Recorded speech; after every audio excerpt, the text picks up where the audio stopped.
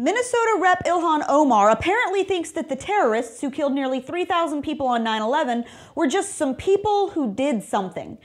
Not maniacal killers, not radical Islamists, nope, just some people who did something.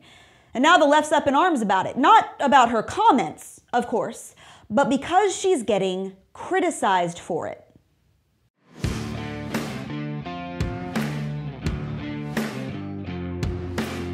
Now, don't take my word for it. Here's Omar spewing her latest line of bullcrap at a recent event for the Council on American-Islamic Relations. CARE was founded after 9/11 because they recognized that some people did something and that all of us were starting to lose access to our civil liberties. Yep, just some people who did something. Now, the New York Post is calling her out for it with a scathing cover. And of course, Omar wants to flip this whole thing around. After all, it's not her fault for minimizing a major terror attack by crazy Islamic militants. It's your fault if you're offended by it. She even went after Fox News and Texas Congressman Dan Crenshaw for simply quoting her verbatim, calling it dangerous incitement and saying that her love and commitment to our country should never be in question. Well, you know, Omar, that gets a little hard to believe when you downplay the biggest and deadliest terror attack on U.S. soil in modern history.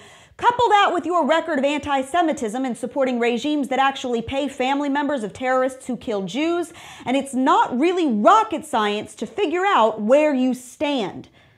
But when it comes to the left's standards on stuff like this, I just want to get this straight here. So now wearing a MAGA hat is racist. You can't do that, and if you do, you're a white supremacist who deserves a beatdown.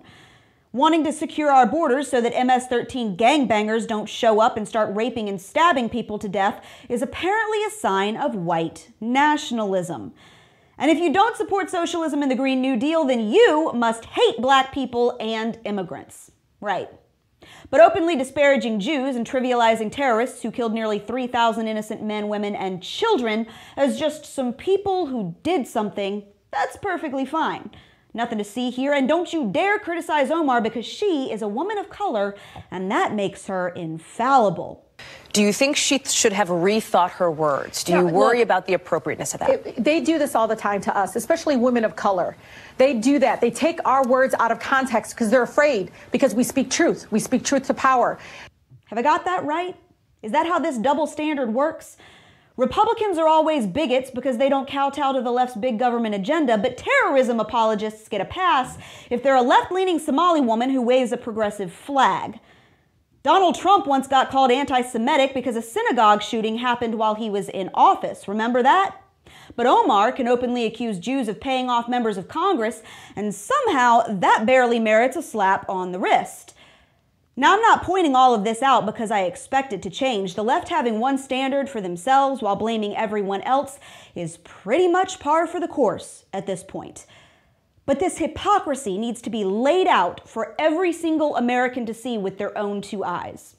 If liberals want to label everyone who cares about border security and didn't vote for Hillary Clinton as some hood-wearing, torch-toting, white-bread neo-Nazi, then Americans need to see firsthand how they give out free passes to their own anti-Semites and terrorist sympathizers. And if the media won't call them out for it, I guess I will. And that's your Reality Check, America. Make sure you subscribe to our YouTube page, like us on Facebook and Twitter, and stay sane out there.